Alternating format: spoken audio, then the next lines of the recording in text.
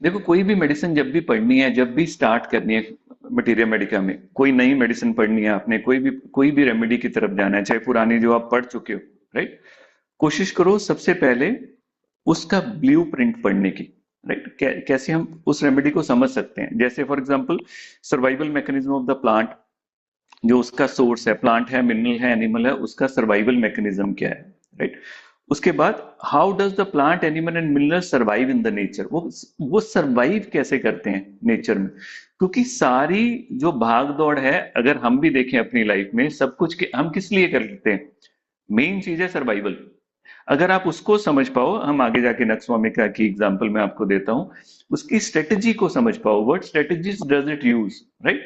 अगर for example कोई snake है, उसकी सर्वाइवल स्ट्रेटजी क्या है, राइट। अगर फॉर एग्जांपल मैमल्स हैं, उनकी सर्वाइवल स्ट्रेटजी क्या है, वो आपको मेडिसिन में भी दिखेगी और पेशेंट में भी दिखेगी, right. Why does it matters, क्यों इंपॉर्टेंट है, राइट। देन उनकी सर्वाइवल इंस्टिंक्ट क्या है, देन उसकी रेमेडी इंस्टिंक्ट, आपको वो रेमेडी में भी नजर आएगी। और पेशेंट में आपको ऐसे लगेगा जैसे पेशेंट उसी सोर्स की जो इशू है उसको मिरर कर रहा है। जैसे अभी जो मुझे लगता है मर्कसोल वगैरह नहीं है, हमने पहले भी डिस्कस किया था, there are lot of remedy, last class में भी डिस्कस किया कि जो कार्निवोरस के प्लांट्स हैं, उनमें जो सर्वाइवल स्ट्रेटजी है वो सेम है जो पेशेंट की स्टेट है। मैमल्स की जो सर्वाइवल स्ट्रेटजी है वो सेम है जो मैमल की स्टेट है। और यहां तक ये नहीं है कि मैमल की स्टेट है, उस पर्टिकुलर मैमल में जो लाइफ का एक्सपीरियंस है वही रेमेडी की प्रूविंग में है। जैसे फॉर एग्जांपल जो रेमेडी डॉग से, बिच मिल्क से बनती है, उसमें जो मेन इशू पाया जाता है वो क्या पाया जाता है कि the person on whom I am depending for love, care, nurturing, वही मुझे बिट्रे कर रहा है, और वही मुझे धोखा दे रहा है, और वही मुझे डिस्टर्ब कर रहा है। अब डॉग की लाइफ देखो, डॉग की लाइफ का कॉन्फ्लिक्ट क्या है बेसिकली। डॉग बनाया है, is a mammal basically, wolf की स्पीसीज से आया है, वो कार्निवोरस है, राइट। आपने उसको भूखा रखा, मारा, सारा उसको टॉर्चर किए करके आपने उसको डोमेस्टिकेशन में डाल दिया। अब वहां पर कॉन्फ्लिक्ट है, और उसके अंदर एनिमल है, राइट, पर आपने उसको सीरीज ऑफ लाइफ के थ्रू डोमेस्टिकेट करके उसके जेनेटिक्स में डाल दिया है, कंट्रोल कंट्रोल करना। अब डॉग में क्या रहता है कि जब वो डिस्टर्ब होता है, सपोज आप उसको मारते हो या कुछ करते हो, जहां आप उसको टॉर्चर कर रहे हो या कुछ भी कर रहे हो उसके साथ, उसके अंदर की इंस्टिंक्ट कर रही है टू बाइट, कि मार मार दूं, काट दूं, ये सारा कुछ करूं, मगर उसकी जो डिपेंडेंसी है अपने मास्टर के ऊपर, वो उसको करने नहीं दे रही, राइट। अगर वो उसको काट लेगा, कल को उसको खाना भी नहीं मिलेगा, हो सकता है वो उसको छोड़ ही आए कहीं पर जहां पर बाकी के डॉग उस पर हावी हो जाएंगे। ड्यू टू दिस वो डॉग कभी रिस्पॉन्ड नहीं करता, राइट। अब अगर आप रेमेडी में पढ़ोगे, आपको ये सेम स्टेट मिलेगी कि फॉर एग्जांपल पेशेंट कहती है कि जो मेरी डिपेंडेंस, मेरा हस्बैंड ही मुझे अब्यूज कर रहा है, पर मैं उसको कह नहीं सकती। क्या क्यों नहीं सकती, क्योंकि मैं उस पर डिपेंडेंट हूँ, मैं अपनी लाइफ के लिए उस पर डिपेंडेंट हूँ, ओवरऑल कंडीशन के लिए डिपेंडेंट हूँ। और इसी में थोड़ा सा चेंज हो जाए, अगर वो डॉग रेबिड हो जाता है, तो उस सिचुएशन में रेबिड डॉग से जो मेडिसिन बनती है, वो लाइसिन बनती है, वो बिल्कुल डिफरेंट है। उसमें ये कंट्रोल का कोई इशू ही नहीं है, उसमें है ही ये है कि मारो, काटो, सब कुछ करो, क्योंकि वो रेबिड डॉग है, उसमें रेबिस के एग्रेसिव वायलेंट के सिम्टम है। तो आपको वो रेमेडी में वो चीजें नजर आएंगी, हर जगह नजर आएंगी, राइट। जैसे अभी आप साइलिशिया पढ़ोगे, राइट, साइलिशिया में भी अब वो रेत से बनती है, पर उसी रेत से ग्लास भी बनता है, उसी रेत से। तो साइलिशिया में दो स्टेट आपको मिलती है, एक मिलती है कि जिसमें उसके पास ग्रिट नहीं है, रेत को मुट्ठी में बांधोगे तो वो हाथ से निकल जाएगी, उसमें ग्रिट नहीं है पेशेंट में कि वो बोल पाए उसे क्या चाहिए। और उसके साथ ही दूसरे साथ उसकी एक फिक्स इमेज भी है कि जो उसको पसंद है वो करना चाहता है। दोनों स्टेट पेशेंट में एक साथ मिलती हैं, लैक ऑफ ग्रिट भी मिलता है और दूसरी तरफ फिक्स इमेज भी मिलती है उसमें, राइट, पेशेंट में ये एक्सप्रेस होता है। आप मरकरी को देख लो, वो उतना ही सेंसिटिव है टेम्परेचर में जितना मरकरी आपके थर्मामीटर में है, राइट। आप कार्निवोरस प्लांट्स को देख लिए, ये एंडलेस है। I can speak for hours on this, कि मैं आपको एग्जांपल्स दे सकता हूँ एक एक प्लांट के, एक एक मिनरल के, एक एक एनिमल के। जैसे लास्ट टाइम हमने डिस्कस किया था क्ले, अलुमिना जिससे बनती है वो क्ले से बनती है। क्ले की अपनी कोई शेप नहीं है, आप उसको कोई भी शेप दे सकते हो। इसीलिए अलुमिना का मेन सिम्टम क्या है, हेड बिलोंग्स टू अनदर, दूसरा क्या सोचता है उसके हिसाब से चलना, वो खुद डिसाइड नहीं कर पाता।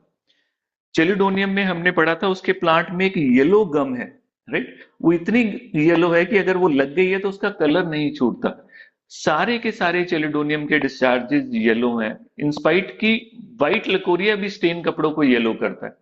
सो अगर ऐसे देखने चलोगे तो मटीरिया मेडिका का आपको एक कनेक्ट मिलेगा ओवरऑल लाइफ के साथ। Then this materia medica will no longer become the data of information, ये लिविंग आपके सामने हो जाएगा जिसको आप आराम से समझ सकते हो, आपको याद करने की जरूरत नहीं है, ये नेचुरल फ्लो करेगा आपके थ्रू, राइट। सो आज हम वो करने की कोशिश करते हैं। उसके बाद जरूरी होते हैं उसके केमिकल सब्सटेंसेस क्या हैं, उसके एक्टिव प्रिंसिपल्स क्या है जो उसको ये सिम्टम दे रहा है। हमेशा याद रखना, हम पढ़ते तो वाइटल फोर्स हैं कि वाइटल फोर्स डिस्टर्ब होती है तो बॉडी में चेंजेस आती हैं, मगर हमारी आत्मा काम किसके थ्रू करती है, काम शरीर के थ्रू करती है। सपोज अगर हमें फॉर एग्जांपल खुशी महसूस होती है, खुशी को हमें फील करने के लिए, सो दैट हम एक्सपीरियंस कर पाए, तो ब्रेन में केमिकल्स हैं जो वो हमें फील देते हैं, और यही केमिकल जब हम ड्रग्स के थ्रू लेके आते हैं तो वो भी हमें खुशी फील कराते हैं, पर वो पैथोलॉजिकल होते हैं। सो ये हमेशा याद रखना कि you are dealing with the science, right, which is mystical in the nature. पर हम भूल जाते हैं कि उसका जो एक छोर मिस्टिकल है, पर उसका जो दूसरा एंड है वो बॉडी है, वो फिजिकल है। तो इसलिए आप उसको कभी मत भूलो। तो फिजिकल उतना ही इंपॉर्टेंट है जितना उसका मिस्टिकल पार्ट है, जो उसका डीपर पार्ट है वो इंपॉर्टेंट है। सो इसीलिए अगर उसको समझना है कि वो कैसे काम कर रहा है, वो उसी ऑर्गन को क्यों टारगेट कर रहा है, then you have to understand the alkaloids, you have to understand the toxin, you have to understand the minerals present in that, उसमें क्या क्या प्रेजेंट है, right, and what do they do physiologically and pathologically, कि वो pathologically and physiologically क्या alteration cause करते हैं। अगर ये समझ जाओगे, आपको उसके बाद दवा को समझने की जरूरत नहीं पड़ेगी। सो केमिस्ट्री का एक डायरेक्ट रिश्ता है सिम्टम्स के साथ, राइट। सो इसलिए इसको कभी मिस नहीं करना है। जैसे अभी आज हम डिस्कस करेंगे स्ट्रिचनिन, राइट, जो नक्स वोमिका का एल्कोलॉइड है, जो एल्कोलॉइड मींस जो उसमें एक्टिव एजेंट है। जैसे कुछ मेडिसिन हम प्लांट से बनाते हैं और कोई फर्क नहीं है। सपोज जो मेडिसिन हम हाइपरटेंशन के लिए देते हैं वही आयुर्वेदा उसको क्रश करके हाइपरटेंशन में देता है, और मॉडर्न मेडिसिन में उसी प्लांट का जो एक्टिव एजेंट है वो निकाल के उसकी मेडिसिन बनाते हैं। हम एक ही तरह को यूज कर रहे हैं ओवरऑल, तो इसको समझने की जरूरत है। सो आगे जाके हम समझेंगे कि हाउ स्टिचनिया कैसे रिजिडिटी लेके आता है, कैसे हाइपर सेंसिटिविटी लेके आता है, मैं आपको एक्सप्लेन करूंगा। और इसको अगर आप समझो इसकी फिजियोलॉजी, तो मैं क्या कहना चाहता हूं कि उसकी फिजियोलॉजी भी समझो और पैथोलॉजी भी समझो, then it will be very easy. उसके बाद उसकी physical and structural peculiarities, right, अगर वो फॉर एग्जांपल अगर वो प्लांट है, मिनरल है या एनिमल है, कोई भी जो उसके फिजिकल और स्ट्रक्चरल पेक्युलैरिटीज हैं। जैसे जो दवा आयरन से बनती है, अब अपने दिमाग में एक इमेज लेके आओ आयरन की, जहां जहां आसपास आपके आयरन है, तो आपको क्या दिखेगा, आयरन क्या देता है, वो स्ट्रेंथ देता है, एक फिक्सिटी देता है, रिजिडिटी भी देता है, मगर एक स्ट्रेंथ देता है। इसलिए हम जहां भी स्ट्रेंथ चाहिए वहां आयरन डालते हैं। अब जब आप आयरन से बनी हुई दवा को पढ़ने जाओगे तो आपको यही मिलेगा, द पर्सन जो सेल्फ मेड है, पर्सन जो कहता है कि मैंने ये खुद किया है, ये उसका common gesture, I did this, right, ये वाली अगर जो स्टेट आएगी वो फेरम में आएगी। सो जो फिजिकल एंड स्ट्रक्चर पेक्युलैरिटीज है, जैसे जो दवा गोल्ड से बनी है, राइट, गोल्ड को हम प्योर काउंट करते हैं, राइट, और अगर आप पर्सनैलिटी पढ़ोगे ऑरम की तो आपको वैसी ही पर्सनैलिटी मिलेगी जैसे गोल्ड की पर्सनैलिटी होती है, प्योर पर्सनैलिटी होती है। अलुमिना का मैंने आपको अभी एग्जाम्पल दिया। तो ये बहुत इंपॉर्टेंट है। तो जिससे दवा बन रही है उसकी शेप, उसकी फॉर्म, उसका टेक्सचर, उसका टेस्ट, उसके ग्रोथ का स्टाइल, हर चीज मैटर करती है। एक प्लांट है जो खुद से खड़ा होता है, एक प्लांट है जो दूसरे की सपोर्ट लेके खड़ा होता है। जब दोनों की प्रूविंग्स पढ़ोगे तो उसकी साइकोलॉजी पढ़ोगे, उसमें फर्क आने वाला है। जो खुद से खुद से खड़ा होएगा, उसकी साइकोलॉजी और होने वाली है जब आप उसकी प्रूविंग पढ़ोगे। जो दूसरे की सपोर्ट लेता है उसकी साइकोलॉजी और होने वाली है जब आप उसकी प्रूविंग पढ़ोगे। So that is also very important, right? So external form is also a symbolic of the internal action. जैसे नक्स स्वामिका, क्योंकि एग्जाम्पल मैं नक्स का इसलिए दे रहा हूँ क्योंकि उसको हमने डिस्कस करना है। सो नक्स का अगर आप सीड देखोगे वो बिल्कुल सख्त है, बिल्कुल हार्ड सीड है, आप उसको ब्रेक भी नहीं कर सकते, इतना सख्त है, डिस्क की तरह है। तो वही रिजिडिटी एंड बिटरनेस और बहुत कड़वा जहर है, जहर वो ओल्ड एज, पुराने टाइम में डायबिटीज के लिए देते थे इसको, राइट? तो इसको क्या करते थे, इस सीड के ऊपर ना 4-5 लाइनें मार देते किसी लोहे की चीज से, सो दैट उसकी जो अपर लेयर है जो बहुत हार्ड होती है वो थोड़ी सी उसमें गैप आ जाए। देन उसको 1 लीटर पानी की बोतल में डाल देते थे और उसको 72 घंटे के लिए पड़ा रहने देते थे। देन उसमें से एक एक चम्मच दिन में 3 बार, है वो जहर है, राइट?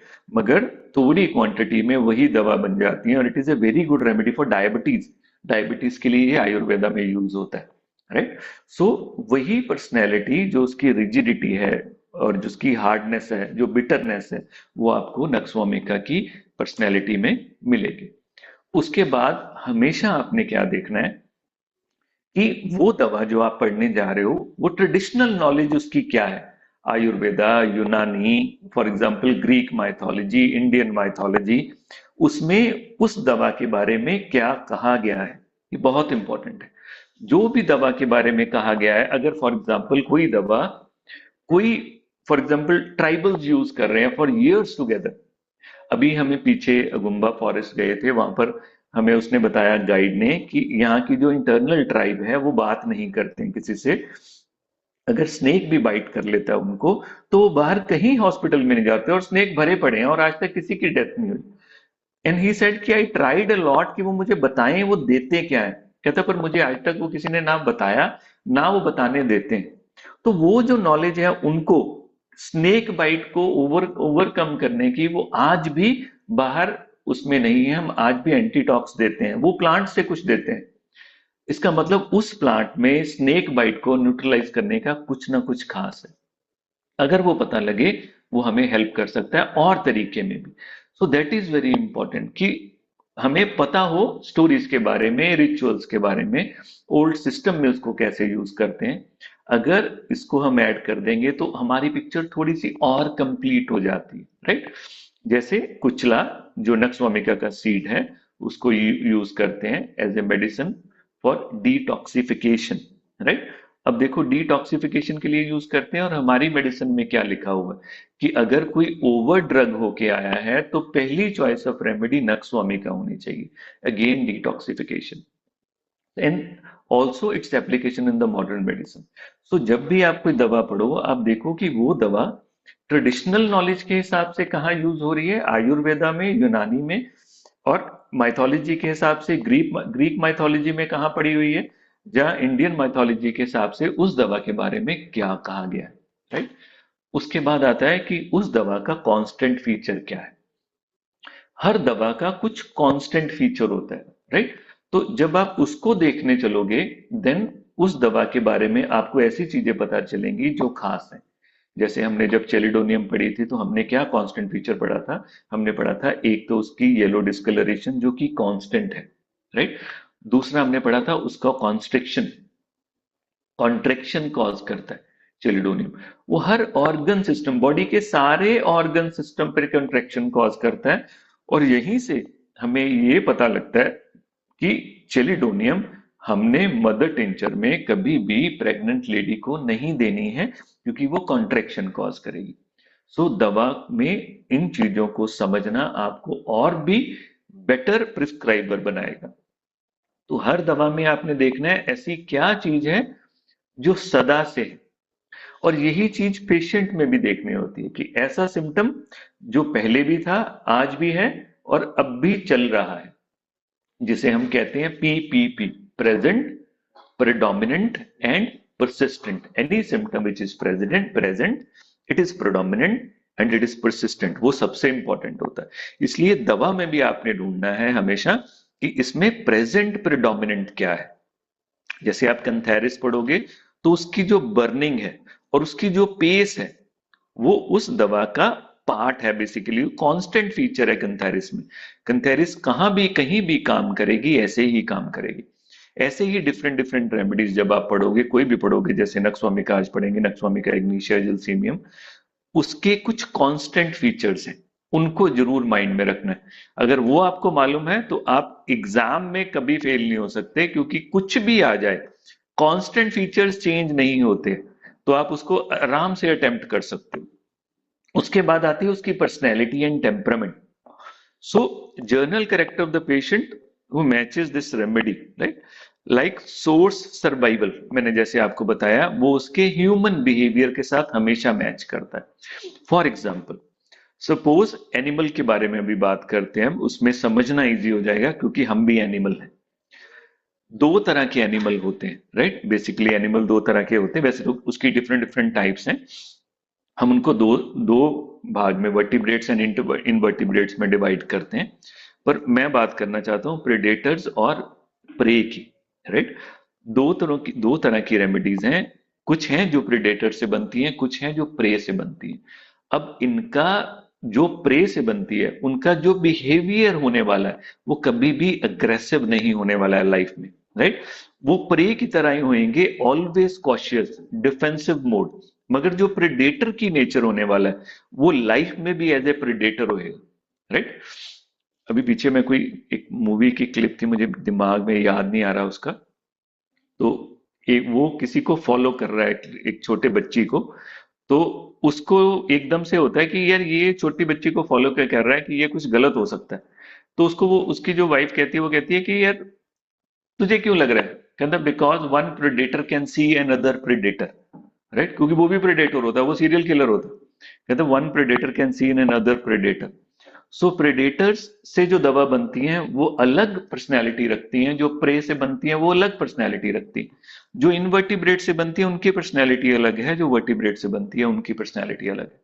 तो ऐसे अगर किसी दवा का हम उसका सर्वाइवल जो सोर्स से आता है उसको समझने की कोशिश करें, तो हम देख पाएंगे। और ये कोई हाइपोथेटिकल नहीं है, जब आप पढ़ोगे you can see the same resemblance in the provings. और प्रूविंग ही अल्टीमेट है, आपने इमेजिनेशन से दवा नहीं देनी, वो प्रूविंग में होना चाहिए। अगर वो है तो आप उसको प्रिस्क्राइब कर सकते हो। उसके बाद आते हैं mind symptom, that is emotional conflicts and fears, delusion, dreams and perception, sensation and energy. ये सारी चीजें हैं जो दवा में होंगी, जो आपको हेल्प करेंगी, right. For example, anxiety, irritability, suicidal thoughts, but fear of death, nux vomica में हम पढ़ते हैं माइंड के सिम्टम क्या है। तो ये भी उस दवा के इंपॉर्टेंट एस्पेक्ट होते हैं। उसके बाद जो इंपॉर्टेंट है वो है उसके फिजिकल स्फीयर्स, उसके की सिस्टम, कि वो दवा काम कहाँ करती है। मैंने आपको पहले भी कहा, अगर कैक्टस ने, फॉर एग्जांपल, कैक्टस का, प्लांट का सर्वाइवल इंस्टिंक्ट, सर्वाइवल पैटर्न क्या है?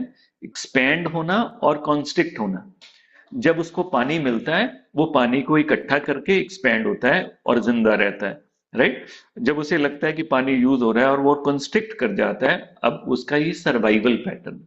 और अगर आप कैक्टस को पढ़ना शुरू करोगे, डिफरेंट डिफरेंट ऑर्गन सिस्टम में आपको क्या मिलेगा? Contraction and relaxation, contraction and relaxation. आपको सिम्टम मिलेगा कि हार्ट को बिल्कुल जैसे किसी पिंजरे में लोहे के हाथ में कैद किया हुआ। अब जो उसका सर्वाइवल इंस्टिंक्ट है उस प्लांट का, जो अगर वो ट्रेवल करेगा तो वो कहाँ ट्रेवल करेगा? सोच के देखो एक बार। क्या बोन्स को कंस्ट्रिक्ट और एक्सपेंड किया जा सकता है? नहीं किया जा सकता।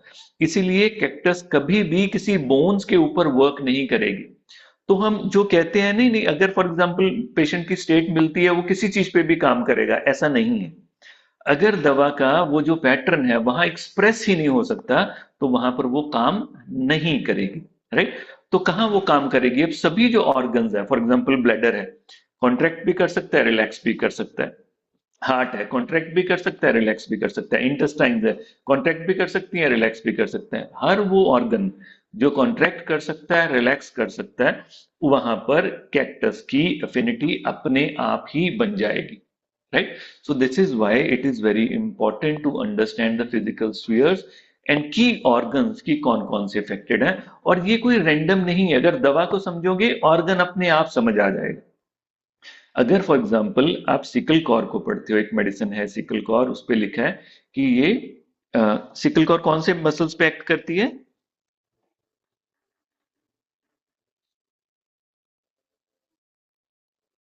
राहुल? Circular sir. नहीं, सर्कुलर पे नहीं करती। सर्कुलर पे बेलेडोना करती है। सिकल कॉर्ड स्टेट कौन से मसल्स होते हैं यार? Skeletal muscle. नहीं, स्मूथ मसल्स। स्मूथ। हाँ, सिकल कॉर्ड स्मूथ मसल्स पे काम करती है। इतना काफी है आपको समझने के लिए सिकल कॉर कहाँ कहाँ काम करेगी। अगर आप ये समझ गए और आप फिजियोलॉजी को अच्छे से जानते हो कि स्मूथ मसल कहाँ कहाँ होते हैं, आपको कोई रट्टा मारने की जरूरत नहीं है। आपको सिर्फ ये समझना है कि हमारे कौन कौन से ऑर्गन सिस्टम में स्मूथ मसल्स हैं, सारी उसकी इफिनिटी में फॉल करते हैं सारे के सारे। So this is very important, right? So ये कोई भी रैंडम सिम्टम्स नहीं है, ये एक फ्लो है पूरा का पूरा। उसके बाद उस दवा की peculiarities and keynote, anything which is strange, rare, uncommon in that remedy. आपको लगता है यार ये कैसे हो सकता है? फॉर एग्जाम्पल दर्द हो रही है, पर उसी दर्द वाली जगह को दबा के आराम मिलता है। ये माइंड उसको एक्सेप्ट नहीं करता, कोशिश हमारी होती है कि हम उसको ना दबाएं। तो ये ब्रायोनिया का की नोट हो जाएगा, राइट? ऐसे ही इनफेक्चुअल अर्जिंग स्टूल के लिए नक्स वामिका का की नोट है। तो anything which you find uncommon, anything which you find strange, anything which you find peculiar, कि वाई दिस। जैसे मैंने अभी बताया, leucorrhoea white, stand the linen yellow, right? है व्हाइट है देखने में, पर कपड़ों को येलो करता है, पिक्यूलियर है, राइट? अभी मैंने बताया कि फॉर एग्जांपल पेनफुल पार्ट के ऊपर प्रेशर दे के आराम मिलता है, ब्राइनिया का peculiar, right? So these things, ये कितनी सारी पिक्यूलियरिटीज आपको हर रेमेडी में मिलेंगी।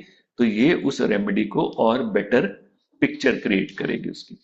उसके बाद आती है उसकी एग्रेवेशन एंड अमेलियोरेशन, जैसे मैंने अभी आपको बताया वो। Then remedy relationship, these are very important. कौन सी रेमेडी किसके साथ काम करती है, किसके साथ फॉलोअप में है, किसके साथ अनिमिकल है, इनको समझना बहुत जरूरी है। जो दवाएं एक जैसी होती हैं वो अनिमिकल होती हैं, जो दवाएं ऑपोजिट होती हैं वो कॉम्प्लीमेंट्री होती हैं। हम लाइफ में भी क्या देखते हैं, अगर एक जैसी नेचर है बंदे की, वो लॉन्ग टर्म नहीं चलेंगी। अगर एक प्रेडेटर है एक प्रे है, लॉन्ग टाइम चलेंगे। दोनों प्रेडेटर है, लड़ मरेंगे। सो एक अगर अग्रेसिव और दूसरा यील्डिंग है, लॉन्ग टाइम चलेंगे। तो ऑपोजिट जो होते हैं वो एक दूसरे में फिट करते हैं, क्योंकि वो एक दूसरे को अट्रैक्ट भी करते हैं। इसीलिए ब्राइनिया की कॉम्प्लीमेंट्री रस्टॉक्स है, जो बिल्कुल ऑपोजिट है। तो जहां भी सेम है, वहां जैसे फॉस्फोरस एंड कॉस्टिकम, जहां भी सिमिलैरिटीज आ जाएंगी तो निमिकल हो जाएंगी। देन हम कंफ्यूज हो जाते हैं कि सेम रेमेडी एनिमिकल में भी पड़ी होती है तो कॉम्प्लीमेंट्री में भी पड़ी होती है। तो ये बहुत जरूरी है जानना कि एक ऑर्गन सिस्टम में वो एक कॉम्प्लीमेंट्री रिलेशनशिप में हो सकती है और दूसरे ऑर्गन सिस्टम में वो एनिमिकल हो सकती है। इसका मतलब क्या है कि जिसमें वो कॉम्प्लीमेंट्री है, इसका मतलब उस ऑर्गन सिस्टम में दोनों के सिम्टम ऑपोजिट्स हैं, और जिसमें एनिमिकल है उस ऑर्गन सिस्टम में उनके जो सिम्टम है वो सेम है। तो अगर ये क्लैरिटी हो जाए आपको तो इसमें आगे जाके कोई कंफ्यूजन नहीं। उसके बाद मॉडर्न क्लिनिकल रेलेवेंस, ये बहुत इंपॉर्टेंट है, आज इसको डिस्कस करते हैं। Translate into the today's language, कल की बात को आज जो हमारे आज के हिसाब से हम कैसे समझेंगे। जैसे स्ट्रेस है, लाइफस्टाइल, ऑक्यूपेशन इश्यूज हैं। So many remedy, right? So makes remedy practical for the students and patient also. जैसे nux vomica is the remedy for the IT workers who are high on the coffee and late night work करते हैं वो। तो आज के हिसाब से वो इसमें ज्यादा फॉल करेगी रादर देन दूसरे कामों में। सो अगर अंडरस्टैंड करना है तो रेमेडी के बारे में यहां तक समझ आया सबको? अगर समझ आया तो लिखो यस, अगर नहीं आया तो लिखो नो, सो दैट हम देख पाए उसको। Excuse me sir. हाँ बच्चे। सर, वो जो आपने पॉइंट अभी बताया इनिमिकल और ऑर्गन सिस्टम वाला, वो एक बार बता दो फिर से। हम्म। हाँ, बता देता हूँ। आप इसको लाइफ के साथ भी लेके चलो कि फॉर एग्जांपल कॉम्प्लीमेंट कौन करता है, आप आसपास देखना शुरू करो। कॉम्प्लीमेंट हमेशा, हम कहते हैं ना कि ऑपोजिट अट्रैक्ट ईच अदर, हम ये बात बार बार बोलते हैं कि ऑपोजिट जो होते हैं अट्रैक्ट करते हैं। क्यों बोलते हैं? क्योंकि ऑपोजिट में दो ऑपोजिट स्टेट्स हैं, वो दूसरे को कॉम्प्लीमेंट करती हैं। अगर एक अग्रेसिव है, दूसरा यील्डिंग है या माइल्ड है, दूसरे को कॉम्प्लीमेंट करेगा। एक में कॉन्फिडेंस कम है, दूसरे में कॉन्फिडेंस ज्यादा है, वो एक दूसरे को कॉम्प्लीमेंट करेंगे। पर दोनों ही कॉन्फिडेंट हैं तो ओवर कॉन्फिडेंट हो जाएंगे, मरेंगे किसी खास डिसीजन में कि वो कहेगा हाँ कर दे, दूसरा भी कहेगा कर दे। सो जहां भी आपको निमिकल मिलेगा वहां पर इसका मतलब उनके सिम्टम्स सेम है, वो एक जैसी दवाइयां। जहां भी कॉम्प्लीमेंट्री मिलेगा मतलब वो ऑपोजिट हैं। जैसे ब्राइनिया को मोशन एग्रवेट करता है, रस्टॉक्स को मोशन अमिलियोरेट करता है, इसीलिए क्योंकि वो ऑपोजिट हैं, वो एक दूसरे के कॉम्प्लीमेंट्री रेमेडीज हैं। रस्टॉक्स के बाद ब्राइनिया काम आ जाती है और ब्राइनिया के बाद रस्टॉक्स काम आ जाती है। पर आप एनिमिकल रेमेडीज नहीं दे सकते क्योंकि वो आसपास एक जैसी दवाई हैं। कंफ्यूजन मुझे अपने टाइम में, स्टूडेंट टाइम में, ये होती थी कि एक ही दवा कॉम्प्लीमेंट्री में भी पड़ी है, वही दवा एनीमिकल में भी पड़ी है। तो मुझे ये समझ नहीं आता होता था तब। तो बाद में मुझे समझ आया कि वही दवा किसी एक ऑर्गन सेट ऑफ सिम्टम्स में, दूसरी रेमेडी में वो एक जैसी है, इसीलिए वो एनीमिकल है। मगर उसी रेमेडी में दूसरे सेट ऑफ सिम्टम में वो बिल्कुल ऑपोजिट है, तो इसीलिए वहां पर वो कॉम्प्लीमेंट्री एक्शन देती है। तो आप जब प्रिस्क्राइब करने जाओगे तो आपको ये चीज, ये अंडरस्टैंडिंग हेल्प करेगी। Is it making sense? Yes sir. चलो अब चलते हैं हम नक्सवामिका, जो इम्पोर्टेंट है। It is a very very good remedy, right? अब इसको ऐसे लेके चलो कि it is A restless warrior of the modern life. Picture लगाई है मैंने स्प्रिंग की। क्या क्वालिटी होती है स्प्रिंग की?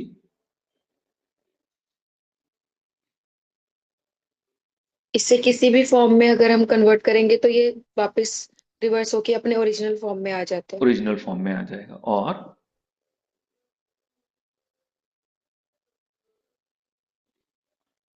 कहाँ यूज होते हैं स्प्रिंग्स?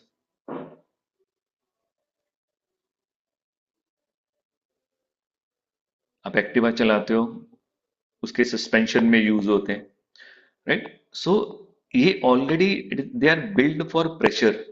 ये प्रेशर को लेंगे और उसी प्रेशर को, यानी कि जहां पर भी स्प्रिंग लगा होगा ना, आप उसको देखो, वो हमेशा अंडर प्रेशर होएगा। अगर आप उसको थोड़ा सा भी स्पेस जहां हटा दोगे उस जगह से, वो पॉपअप करेगा बाहर, दोबारा से उसको इन प्लेस करना ही मुश्किल हो जाएगा वहां पर। तो ये बहुत इंपॉर्टेंट है नक्स भूमिका के लिए, right? They are always in that pressure, they are always in the fix position जो उन्होंने अंदर अपने क्रिएट की हुई है, राइट? वो जो हार्ड शेल है सीड का, वैसा ही शेल उसका है। It is very difficult to break, उसको ब्रेक करना बहुत मुश्किल है, राइट?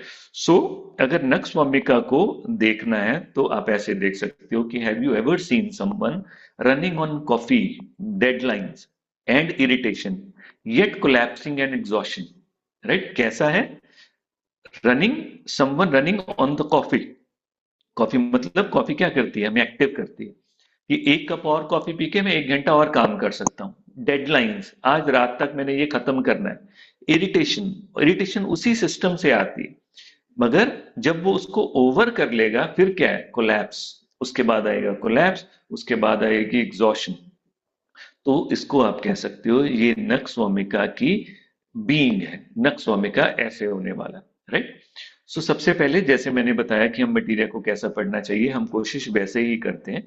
सबसे पहले अबाउट द नक्स भूमिका ट्री एंड प्लांट, वो कैसा है।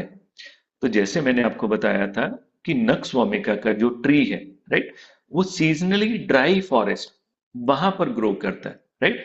एंड इट हैज अडेप्टेड, क्या उसकी एडेप्टेशन क्या है नेचर में, उस वो जिंदा कैसे रहता है? वो जिंदा रहता है by producing A durable would, right? जो बहुत हार्ड वुड है, वो जल्दी से ना टूटेगी, ना पंछी उसमें अपना रास्ता कुछ बना सकते, कुछ नहीं कर सकते, right? So it's glossy dense foliage जो उसकी ऊपरली स्किन होएगी, एंड हाई ट्रंक, वो अलाउ करता है to compete for sunlight in the open habitat. तो यहां पर वो कैसे सरवाइव कर रहा है? वो सरवाइव कर रहा है by creating a competition, right? वो अपने आप को बड़ा कर रहा है to compete for the sunlight. वो अपने आप वो कैसे compete कर रहा है? By being a hard. वो कैसे compete कर रहा है? By creating a seed which is hard, shell like seed. और उसका देखो फ्रूट कैसा है, a bright orange fruit with disagreeable smell. वो ऐसा प्लांट नहीं है जो आपको महक दे रहा है, राइट? वो ऐसा प्लांट नहीं है जो पॉलिनेटर्स को अट्रैक्ट कर रहा है, ऐसा है ही नहीं। सो ब्राइट ऑरेंज फ्रूट है उसका, और उसकी डिसएग्रेबल स्मेल है। फ्लावर सजेस्ट सिलेक्टिव प्रेशर, मतलब उसके बाद जो आएंगे पॉलिनेटर वो बहुत सिलेक्टिव होने वाले हैं इस प्लांट में। The foul order attracts only certain pollinators, मतलब वो नहीं चाहता कि उसके बाद सब आए।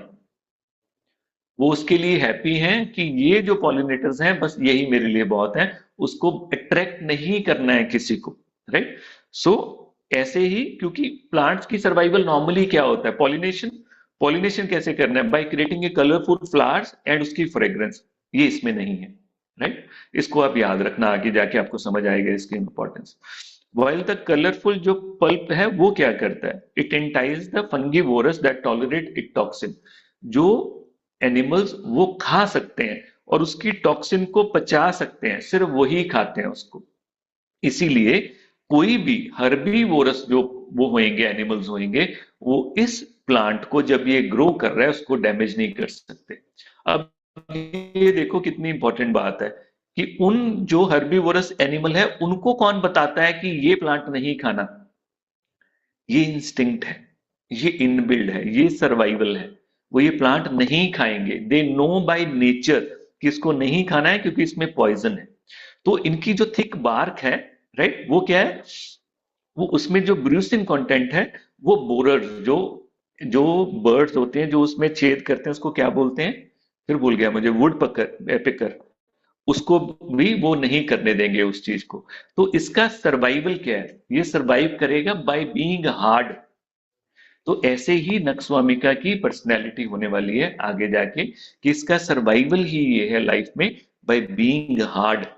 अपनी स्ट्रॉन्ग पर्सनैलिटी बना के रखना, बाहर से हार्ड, अंदर से, चाहे अंदर से सॉफ्टनेस सब में होती है, पर बाहर का जो पिक्चर है ये हार्ड बना के रखेगा, right? So they grow in the harsh dry regions, they contain extremely poisonous alkaloid, right?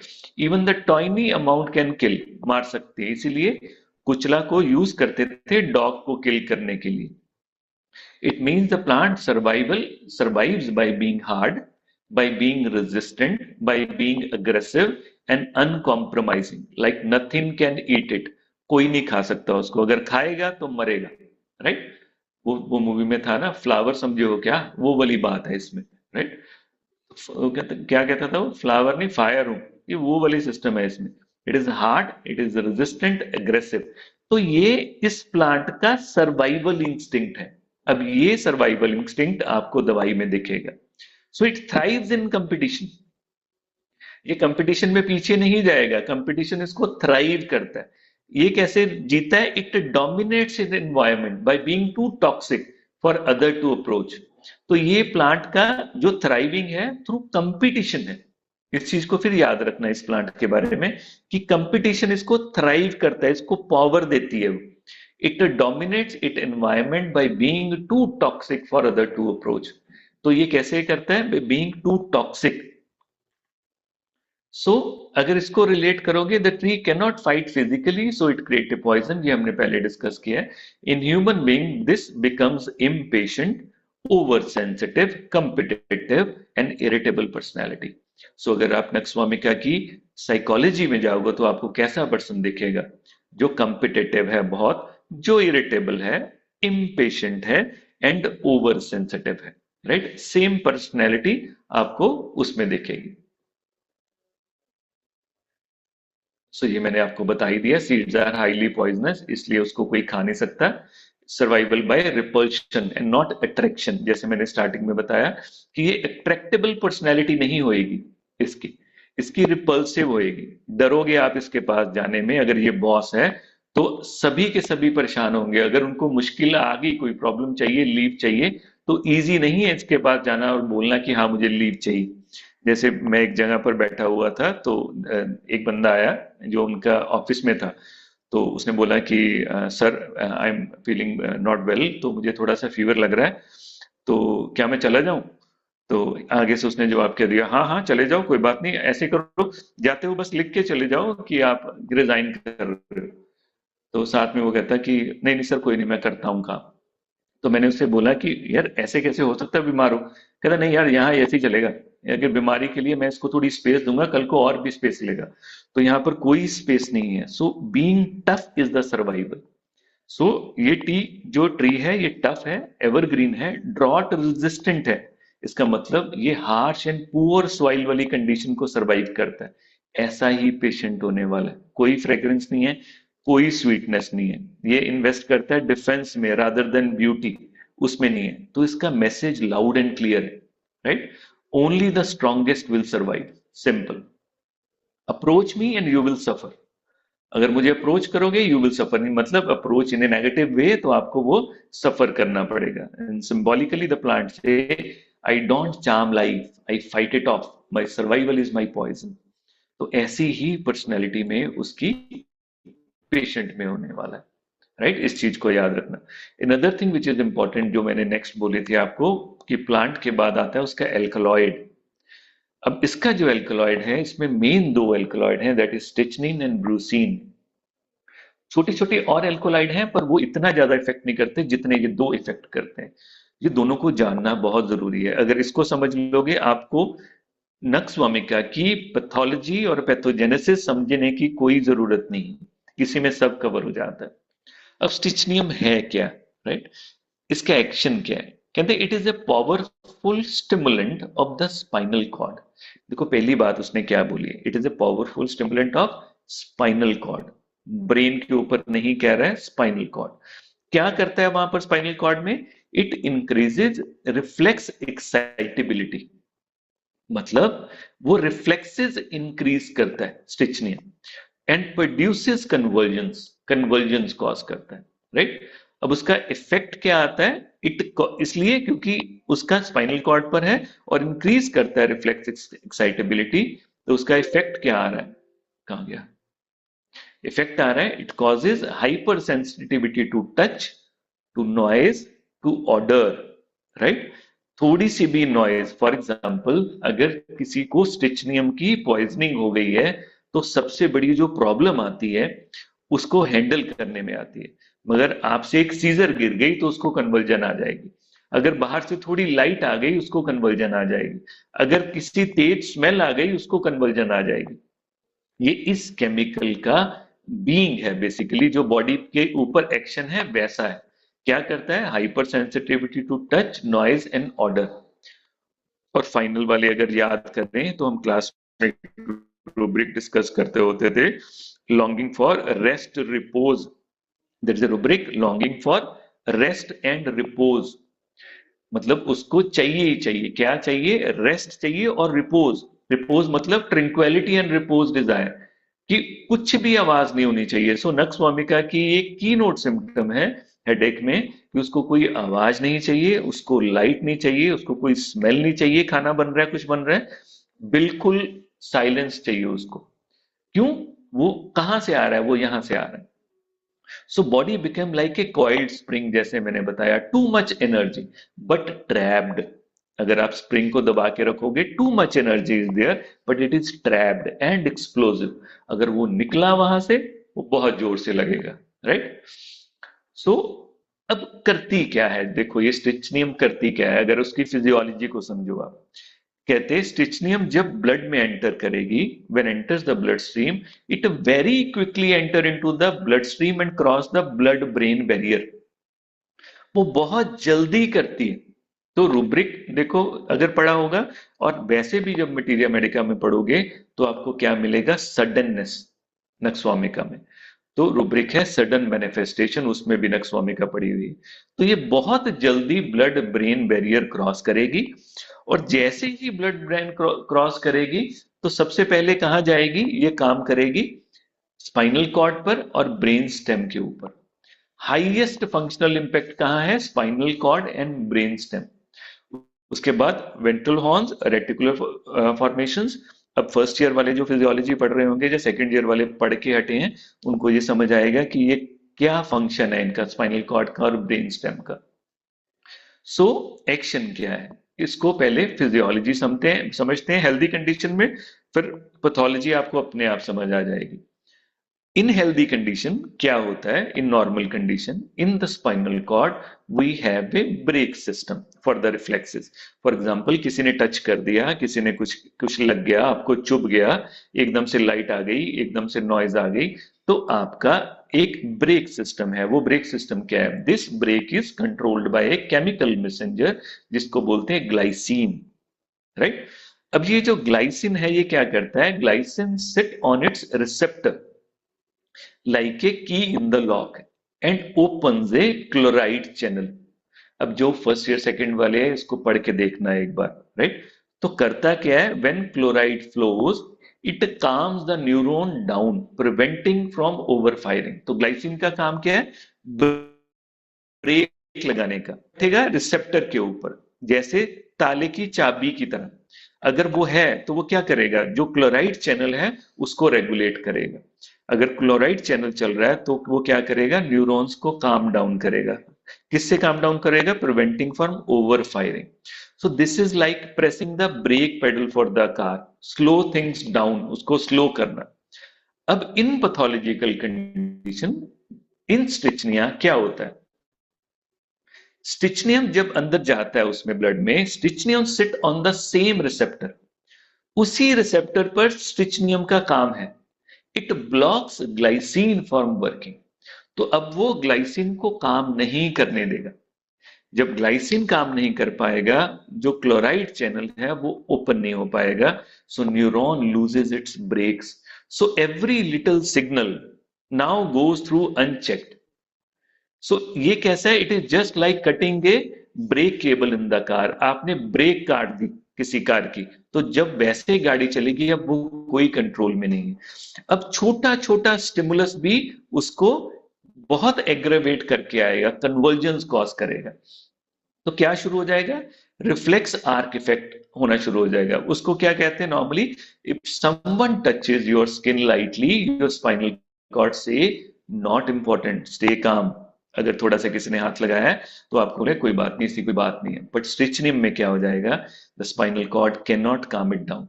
So even the tiniest noise, the tiniest touch, little trigger will bring the huge muscle reaction. इसलिए reflex are become over excited, तो इसलिए क्या आएंगे, violent स्पाज्म्स। और इसीलिए ये remedy spastic remedy है। इसमें जो पैरालिसिस होते हैं स्पास्टिक पैरालिसिस है। सो नक्सवामिका में क्या होंगे, स्पाज्म्स।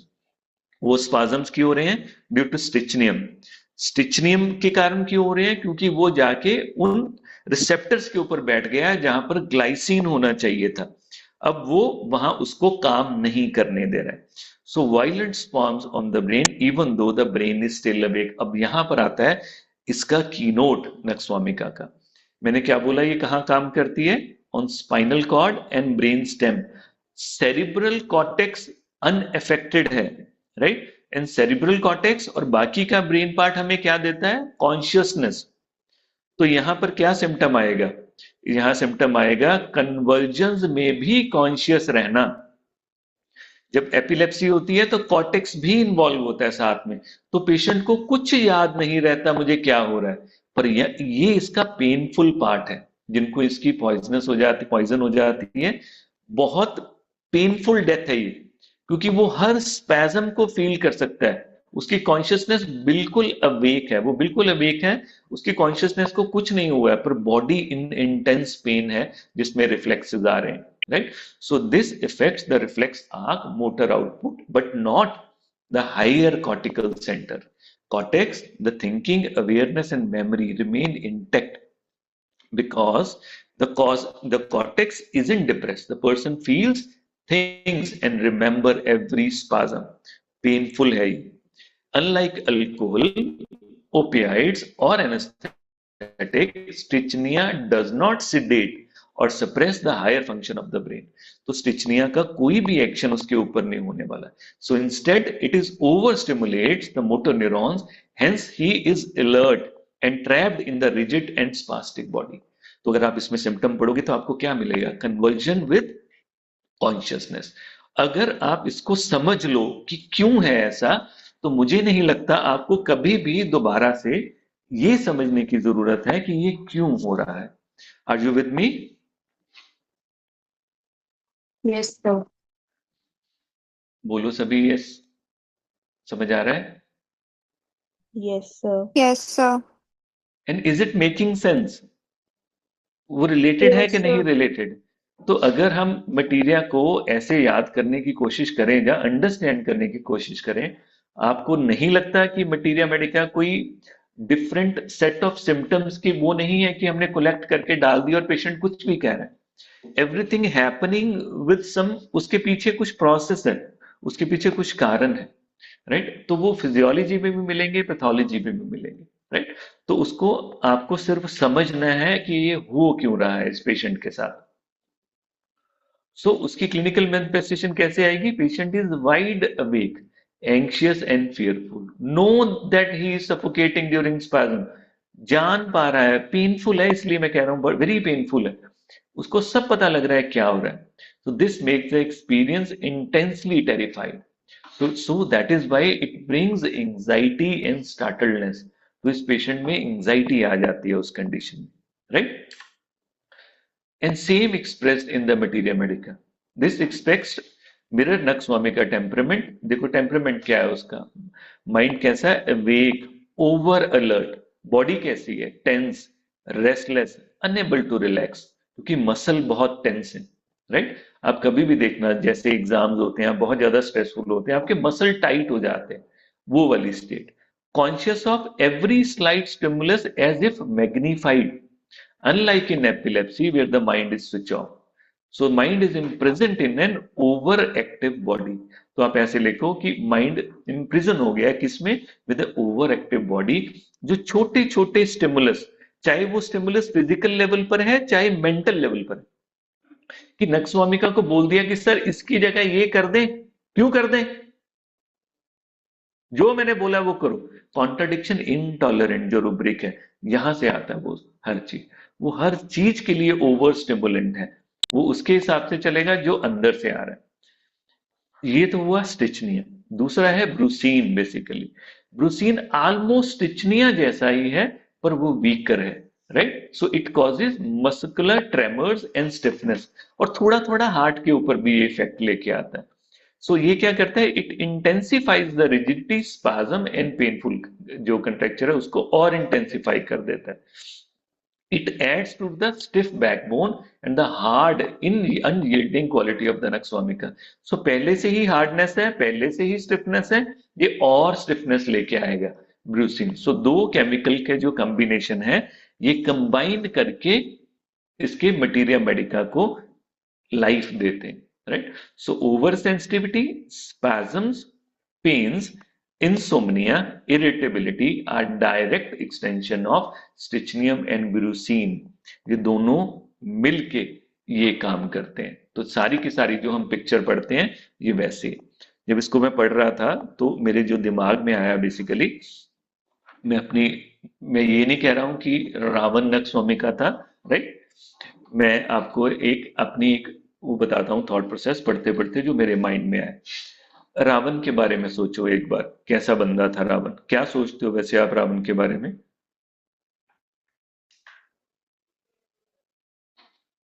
क्या सोचते हो?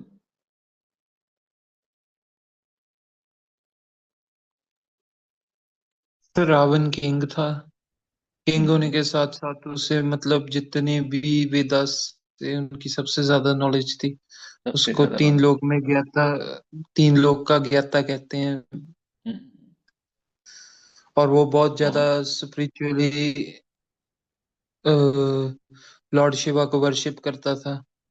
और हाँ, बहुत क्रूर, मतलब बहुत ज्यादा डिसिप्लिन में रहने वाला क्रूर किंग था। Right right right right, arrogance थी उसमें, ठीक है राहुल। और कहते नहीं कि जब कहते नहीं, ਜਦੋਂ कोई सोना ਹੁੰਦਾ ਤੇ नजाकत आ ही जाती है, राइट? जस्ट लाइक दैट, जब इतनी पावर है उसके पास, राइट? और शिव का वो भक्त था बिल्कुल। इसीलिए जब कहते हैं कि जब उसकी डेथ हुई थी, सबसे बड़ी प्रॉब्लम ये थी भगवान राम को कि उनको कैसे मैनेज करना है, उस कंडीशन को कैसे मैनेज करना है।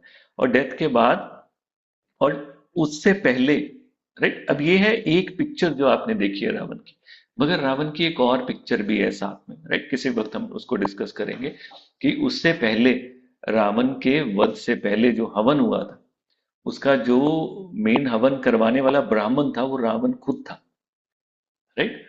तो हम बेसिकली ये चीज सीखने वाली है कि हम एक स्टोरी को देखकर किसी के बारे में पिक्चर्स बना लेते हैं, पर एक दूसरी साइड भी है, राइट। तो आपको, अगर आपने एक अच्छा होम्योपैथ पढ़ना है, बनना है, तो ये बहुत इंपॉर्टेंट है कि आप दोनों साइड्स देख पाओ। जो बंदा दोनों साइड्स देख पाता है, देन वो उस पिक्चर को कंप्लीट कर सकता है। समटाइम, जैसे कई बार, फॉर एग्जांपल सपोज दो कपल हैं, सपोज, राइट, या दो फ्रेंड्स हैं, एक बहुत ज्यादा नाराज है, एग्रेसिव है, बहुत ज्यादा एग्रेसिव है। हमें देखने में क्या लग रहा है कि वो बहुत एंग्री है, पर हो सकता है उसके पीछे, जो एंगर के पीछे रीजन है, वो प्यार हो, राइट। वो वहां से वो एंगर कई बार आ रहा होता है, आउट ऑफ लव आ रहा होता है एंगर, कई बार एंगर आउट ऑफ कंसर्न आ रहा होता है। सो कितने सारे रीजन है। तो जो कंप्लीट टोटलिटी पिक्चर की, इसे देखने की आपको आदत डालनी चाहिए। सो थिंक ऑफ ए रावण। जो जब मैं पढ़ रहा था नक्सवामिका को, तो इसकी मेरे माइंड में आई कि ये रावण जैसा हम इसको देख सकते हैं, कि जैसे not just as a villain, but वो क्या था साथ में, ब्रिलियंट स्कॉलर भी था, वो masters the Veda, jealous ruler था, जो कहा, फॉर एग्जांपल सोने की लंका बनानी है तो बनाई उसने। वो build a golden city, a warrior with unmatched strength, right. ऐसा था वो। But with all this greatness, सारी ग्रेटनेस के साथ आया क्या उसके अंदर? He was very irritable, restless fire inside him, he was quick to anger, quick to feel insult, unable to tolerate even the smallest challenge. थोड़ा सा भी आया उसको टॉलरेट नहीं कर सकता। So every success made him more sharper, more intense, but also more rigid, right. तो एक तरफ कैसी पर्सनैलिटी है जो सब जानती है, मगर वो उसको क्या दे रही है, वो उसको और हार्ड कर रही है और रिजिड कर रही है उस सिचुएशन में। और जब वो रिजिड हो गया, तो Ravana downfall was not from the weakness outside, बाहर की कमजोरी नहीं थी उसकी जिसके कारण उसका डाउनफॉल आया। उसका डाउनफॉल कहाँ आया? पॉइजन विद इन हिमसेल्फ, जो उसके अंदर का जहर था, उसने मारा रावण को।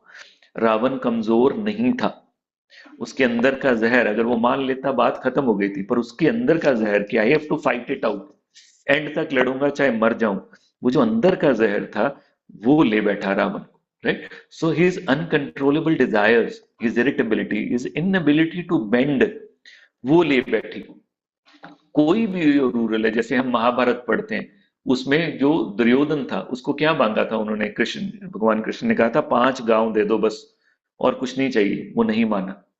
उस चीज को मैं कह रहा हूं, right. So like a tree that survives not by the beauty but by the poison. So Ravan lived by his own defenses and excesses until the same force consumed him. जब तक वही अंदर की रिजिडिटी उसको खा नहीं गई, वैसी rigidity. So just like Nakswamika, the next person is a modern Ravan. Modern time में रावण की तरह। कैसा? Thin, intense, ambitious, and oversensitive, who lives on the stimulants, overwork, and irritation. Brilliant and hardworking. Ravana भी बहुत हार्डवर्किंग था, brilliant था, ambitious था, intense था बहुत ज्यादा, राइट। अगर आप देखोगे, मैं आपको एक पिक्चर शेयर करूंगा।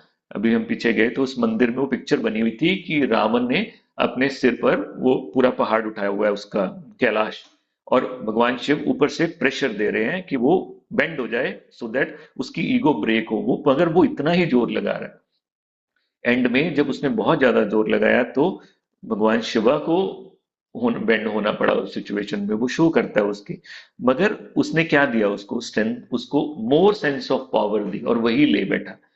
तो फिर दोबारा से एक बार सोचो कि आजकल की दुनिया में intensity, ambition, right, stimulants, overwork, irritation, brilliance, hard work, competitive, but at the same time trapped in the poison of their own lifestyle. Late सोना, कॉफी पीना, ड्रिंक करना, स्मोक करना, ऑल द वाइसेस, वो सारी की सारी जो अंदर की पॉइजन है। So just as Ravana fire destroyed him, ऐसे ही नक्स्वामिका को अंदर की आग ही जला देती है उसकी। Unless the balance is restore, unless आप उसको नक्स्वामिका नहीं देते तो अंदर की आग ही उसको जला देती है। वो आग क्या है? आग ऑफ ओवरवर्क। वो आग क्या है? Over competitiveness, over ambitiousness, right? Over ardent, करना है तो करना है, सेंसोरियसनेस, कि जो मैंने बोला उसके हिसाब से ही हो।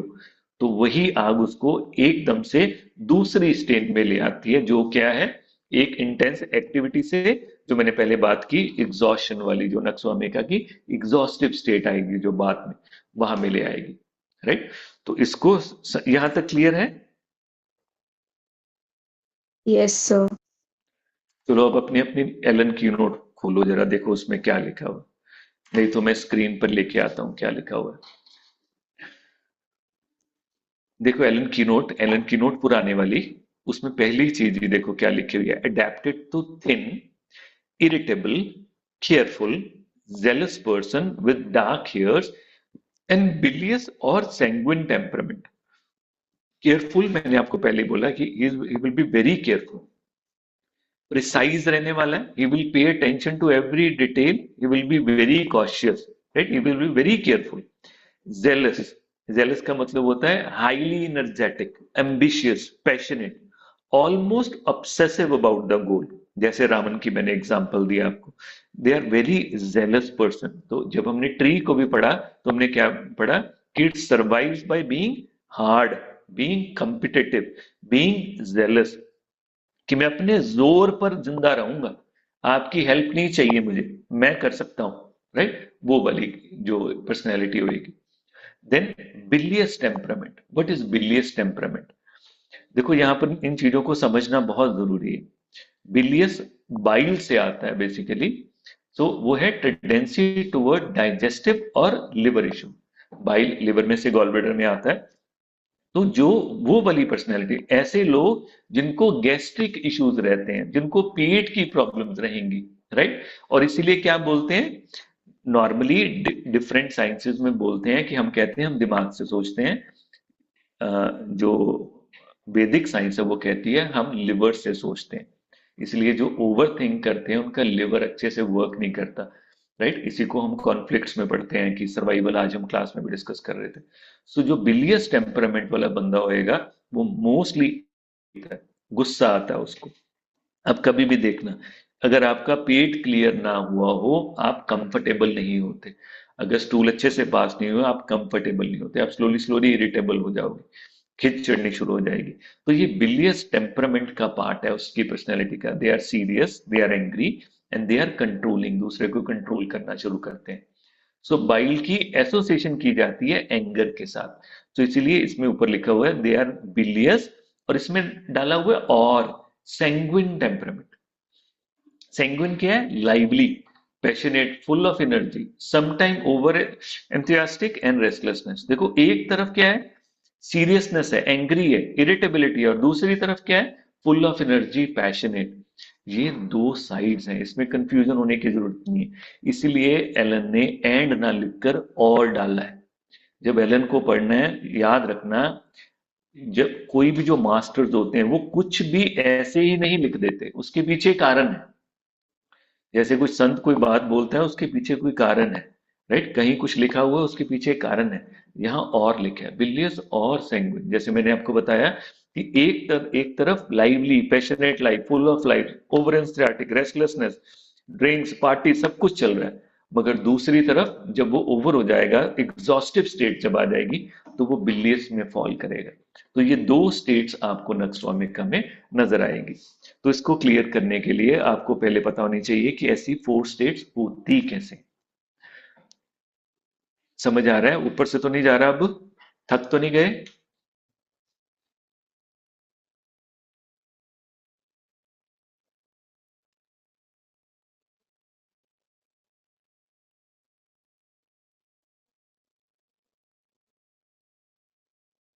कोई हाँ ना ही बोल दिया करो।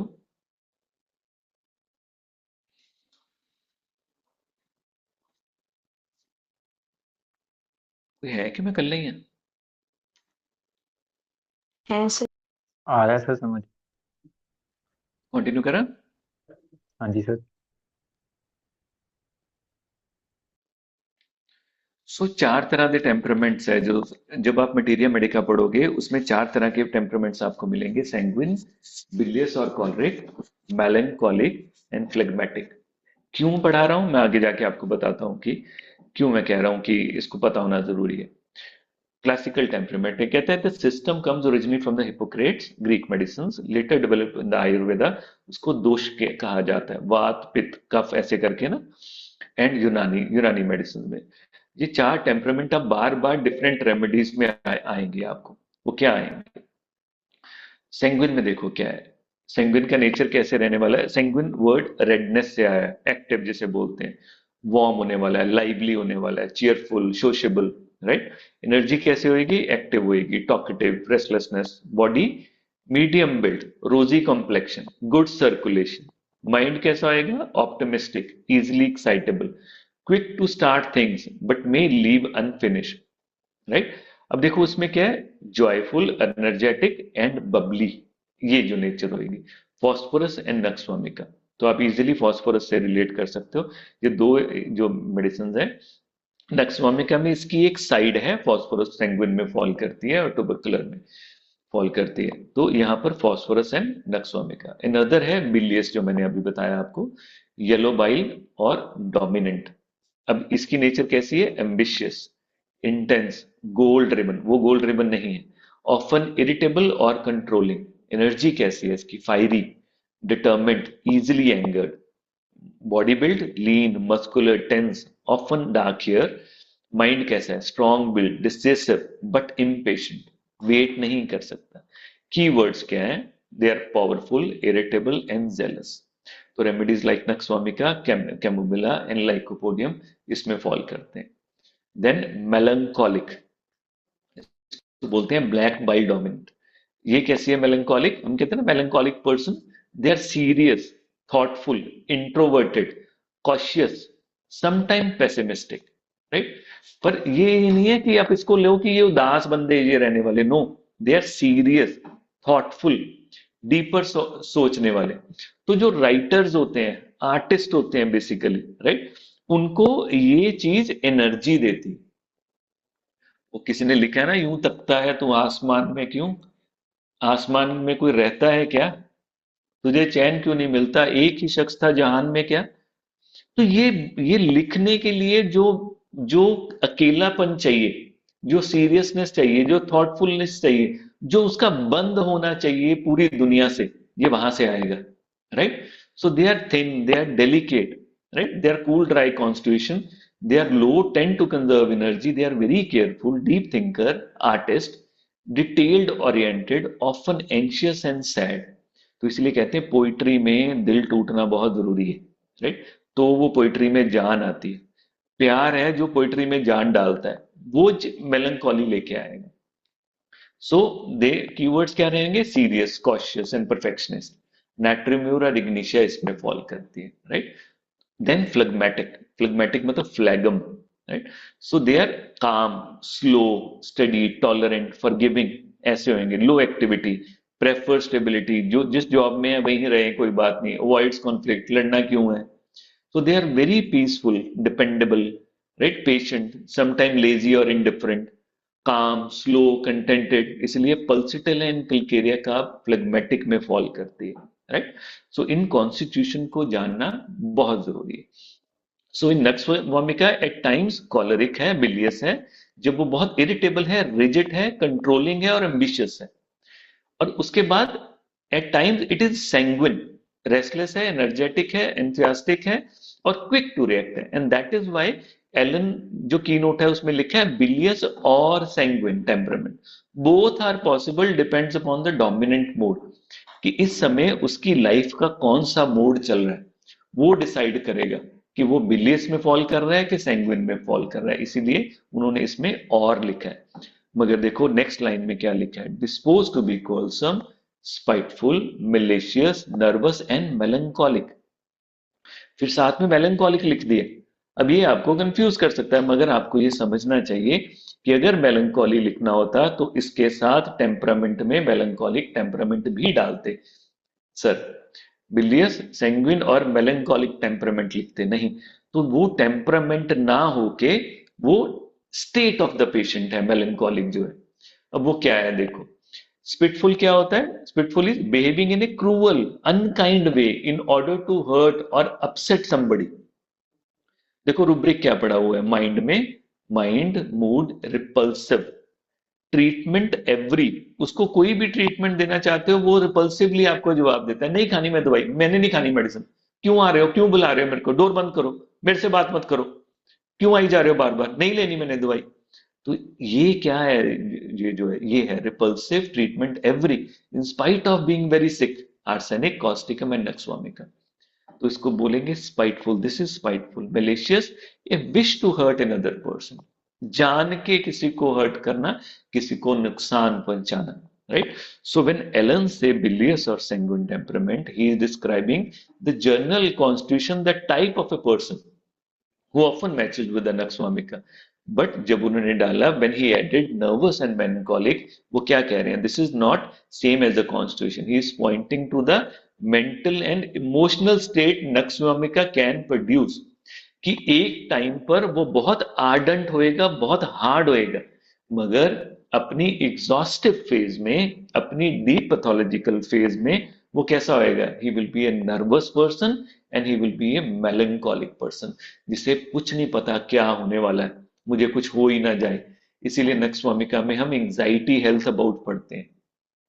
सो यहां पर मेलंकोलिक का मतलब क्या है? मेलंकोलिक टेम्परामेंट क्या होता है? Serious, cautious, sad, pessimistic personality. But Allen is not using in a strict Hippocratic sense here. Instead, he means a nervous system of the Swamika person is easily exhausted, leading to period of sadness, depression and gloom. और यही melancholy बाद में उसको suicide तक लेके जाएगी, जो उसको स्ट्रेंथ ना होके वो सुसाइड करेगा नहीं। So this melancholy is more of a state reaction rather than a fixed constitution. तो ये फिक्स नहीं है, वो nux vomica patient through out irritable रहेगा, राइट? पर मेलंकोली कब आएगी? जब वो एग्जॉस्ट हो जाएगा इस सिचुएशन में, देन मेलंकोली आएगी उसमें। ये समझना बहुत जरूरी है। So why both appear together? Because nux vomica की पिक्चर ड्यूल है। On the surface he is fiery, he is quarrelsome, he is irritable, right? Bilious and sanguine. पर डीप इनसाइड अंदर क्या है? सपोज बॉस है, बॉस पूरे दिन अपने बाकी बंदों को गालियां निकाल रहा है, बोल रहा है, सब कुछ कर रहा है, पर रात को क्या हो रहा है उसके साथ? रात को तो वो उदास है, वो अकेला है, वो परेशान है, वो थका हुआ है, इसलिए वो ड्रिंक्स ले रहा है, इसलिए ड्रग्स ले रहा है, राइट? तो वो जो अदर पार्ट है, सो डीप इनसाइड और आफ्टर कोलैप्स, उसमें क्या हो रहा है? Nervous exhaustion, sadness, melancholy, gloomy state, वो आ रही है उसमें। So this reflects the plant alkaloid 2. Strychnine और ब्रूसिन क्या करती है? Irritability, spasm and over excitability. पर जब वो ओवर एक्साइटेबिलिटी करती जाती है, देन नर्वस सिस्टम एग्जॉस्ट हो जाता है पेशेंट का, और पेशेंट कोलैप्स में चले जाएगा, फिर उसकी डेथ हो जाती है, वो ब्रीथ नहीं कर पाता। तो ये वहां से भी आ रहा है, देखो। So think of a Ravana again. Outward he is fiery, proud, quarrelsome and malicious. पर इनवर्ड क्या है? When alone in the downfall, जब सब उसके भाई मर रहे थे, तो अंदर क्या चल रहा था? He was anxious, sad, restless and melancholic state. In modern life इसको अगर करना चाहो, think of a workaholic boss who shouts at the staff in the day, fights everyone, drinks coffee and alcohol, but at the night alone at 3 AM, जब 3 बजे उसकी जाग खुल जाएगी, he will feel nervous, he will feel weak, he will feel melancholic, even despairing, may think of a suicide.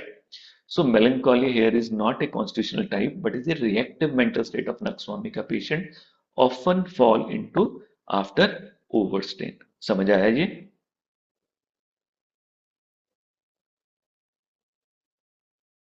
Yes, sir. Yes, sir. यहां तक कोई question है बताओ? यहां से आगे हम नेक्स्ट लेके चलते हैं, नहीं तो ये हैवी हो जाएगा। यहां तक समझ आया कि नहीं? कुछ डाउट है तो मुझे बताओ।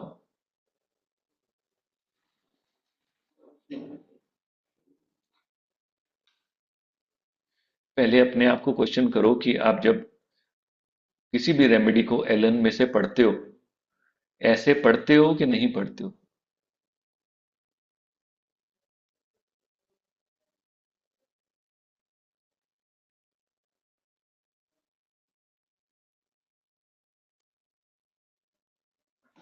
बोलो, सहज। सर ऐसे तो नहीं पढ़ा कभी। सो एलन कीनोट बेसिकली, जब हम अपने वक्त में आप जैसे था, जैसे मैं फॉर एग्जांपल आपको देखता हूँ अपनी जगह पर, हम एलन कीनोट को एक बेसिक अपना मटीरिया मेडिका देखते थे जो एग्जाम के लिए, और बाकी मटीरिया मेडिका को देखते होते थे कि ये इंपॉर्टेंट है जो क्लिनिक पर काम आ गए, जबकि ऐसा नहीं है।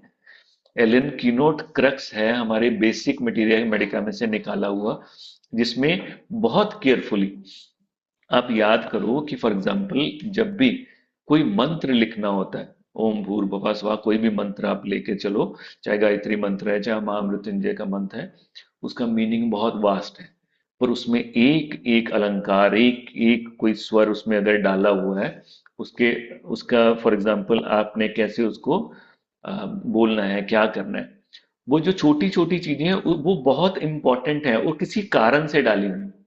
सो ऐसे ही एलन की नोट है। एलन की नोट को अगर आपने पढ़ना है तो उसको वर्ल्ड बाय वर्ल्ड अच्छे से समझ के, एलन ने अगर कुछ भी उसमें लिखा है वो कुछ भी वेस्ट नहीं है, क्योंकि वो पूरे के पूरे मटीरिया मेडिका का क्रक्स है। आप ऐसे समझो कि फॉर एग्जाम्पल कि बहुत सारे एक जो मैंगो थे उसका जूस निकाल लिया थोड़ा सा, जहां वो बना लेते, क्या बनाते हैं, आम पापड़, राइट, वो कितने से वालों से बनेगा, वैसे ही ये पूरे उस मटीरिया मेडिका जो भी आप रेमेडी पढ़ रहे हो उसका क्रक्स इसमें डाला हुआ है। तो इसमें वो सब है जो उस दवा में होना ही चाहिए। तो अगर आप उस दवा को अच्छे से पढ़ना शुरू करो विद प्रॉपर बैकग्राउंड बनाने के बाद, पहले उसको समझ के उस दवा को, देन आपको कभी भी दोबारा से रट्टा मारने की जरूरत नहीं पड़ेगी। आप कभी भी दो रेमेडीज में जो कंफ्यूजन हो जाती है, आपको कंफ्यूजन नहीं होगी, क्योंकि आप उसको और एरिया से भी डिफरेंशिएट कर पाओगे, राइट। तो आगे जाके you will be a better student, a better homeopath, a better person. अगर सब, क्योंकि अगर इसको पढ़ोगे तो आप सिर्फ ये नहीं पढ़ रहे हो, आप प्लांट के बारे में पढ़ रहे हो, आप मिनरल के बारे में पढ़ रहे हो, आप एनिमल्स के बारे में पढ़ रहे हो, तो आपको लाइफ की समझ आने लगेगी कि हम ही नहीं है, राइट, हमसे परे पता नहीं क्या क्या पीछे पड़ा हुआ है, जो हम अपने आप को सोचते हैं पता नहीं क्या है, हम कुछ भी नहीं। उसके अलावा कितना कुछ है दुनिया में जो जानना चाहिए, जो हमें समझना चाहिए, जो हमें देखना चाहिए।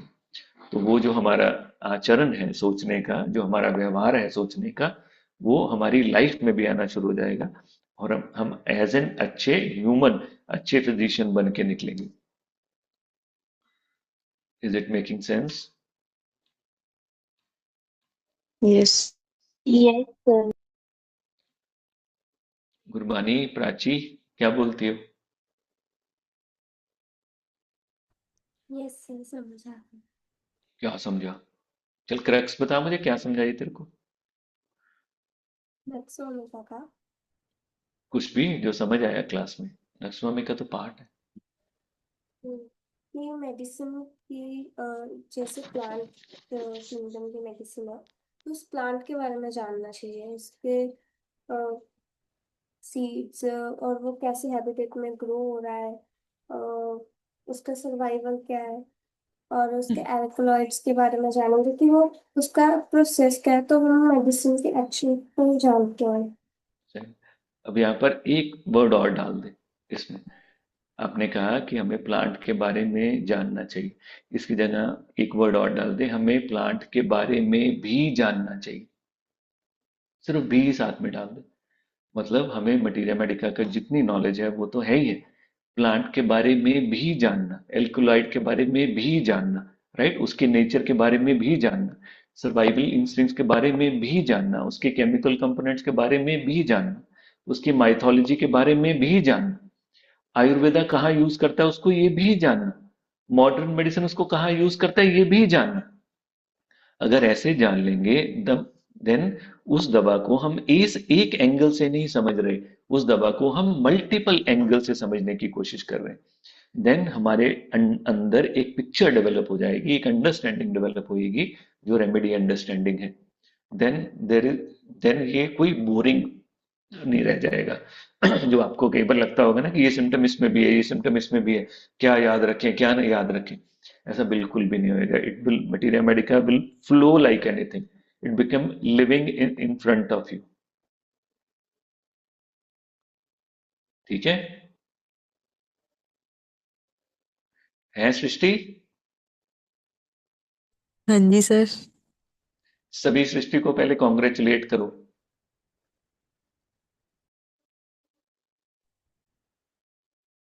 इसलिए सृष्टि अभी नहीं सर। अभी नहीं करना। चल बाद में कर ले।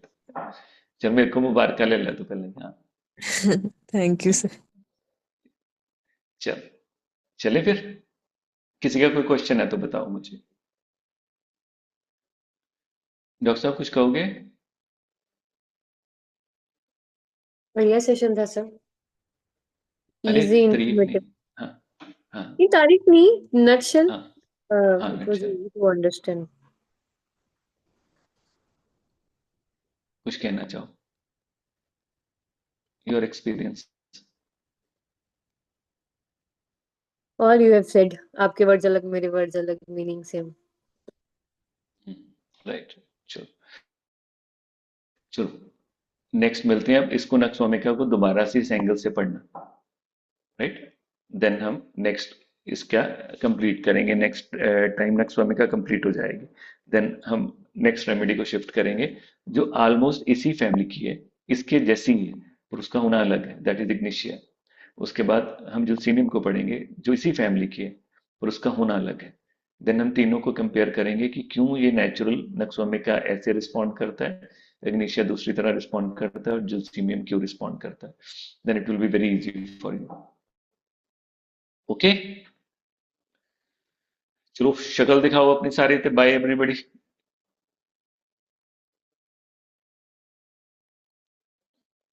वही राहुल। हाँ जी सर। मैं पता तो लगे नहीं सर, जागदे जाग के रहे हैं। सुते हैं। हाँ हाँ जी जागदे हैं।